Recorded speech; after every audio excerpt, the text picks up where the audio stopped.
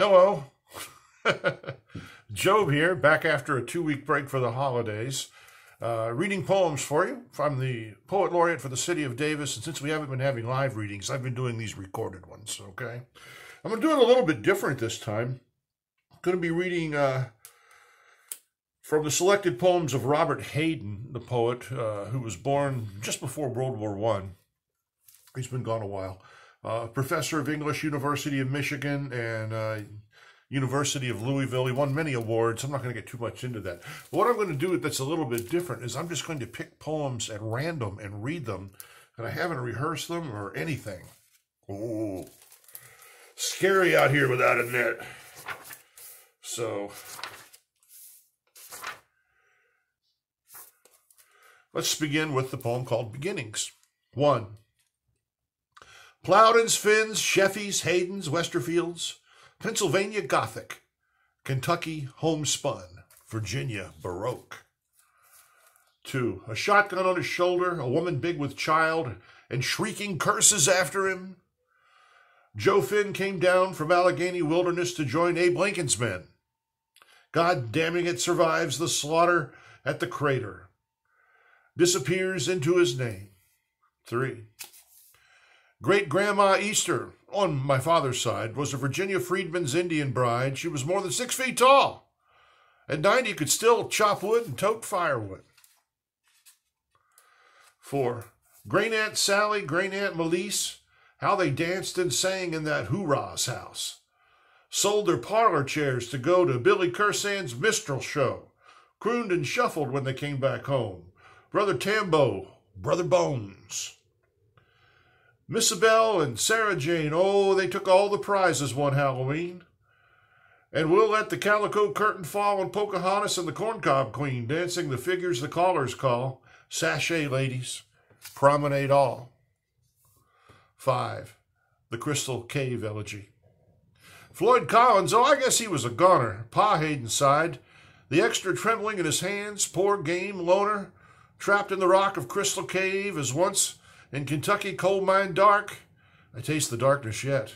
My greenhorn dream of life. Alive down there in his grave. Open for him. Blue door. That was one poem. This is a poem called Free Fantasia, Tiger Flowers.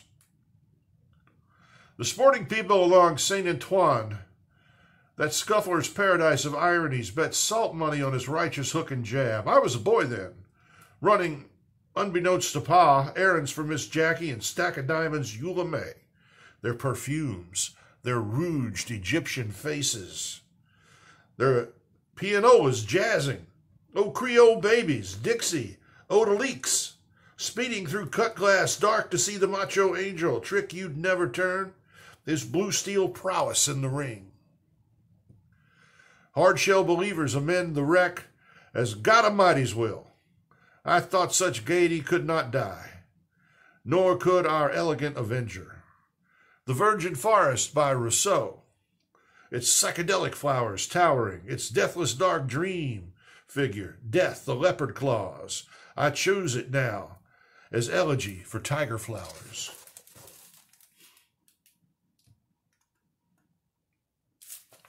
All right, let's go.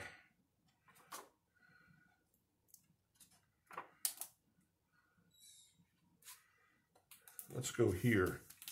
The Moose Wallow. The Moose Wallow. Friends warned of moose that often came to the wallow near the path that I took. Friends warned of moose that often came to the hollow near the path I took. I feared, hoped to see the tall, ungainly creatures in their battle crowns. I felt their presence in the dark, hidden watchers on either side.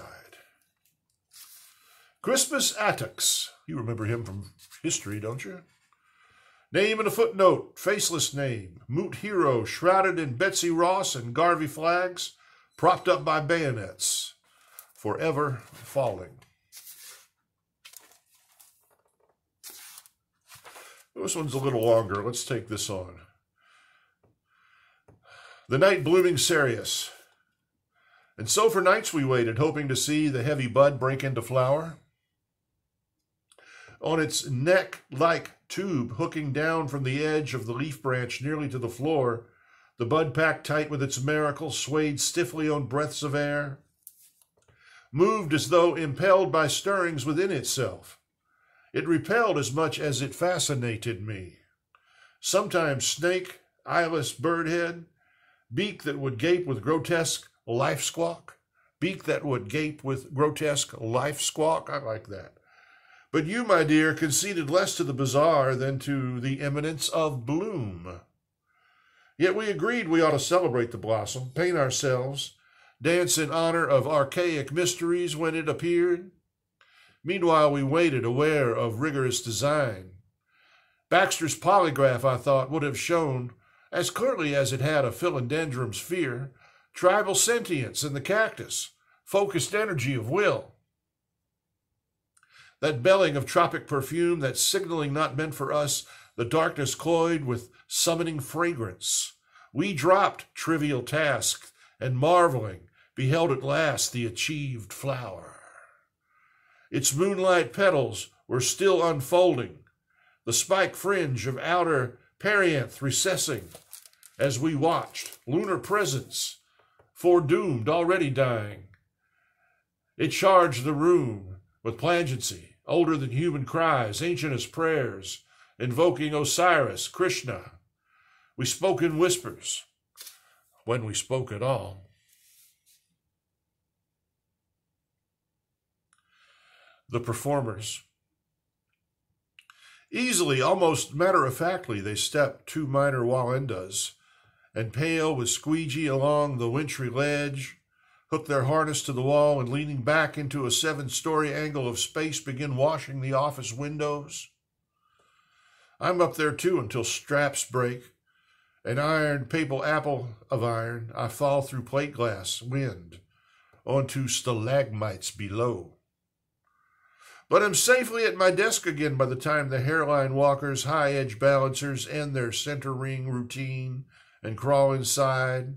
A rough day, I remark, for such a risky business. Many thanks. Thank you, sir, one of the men replies.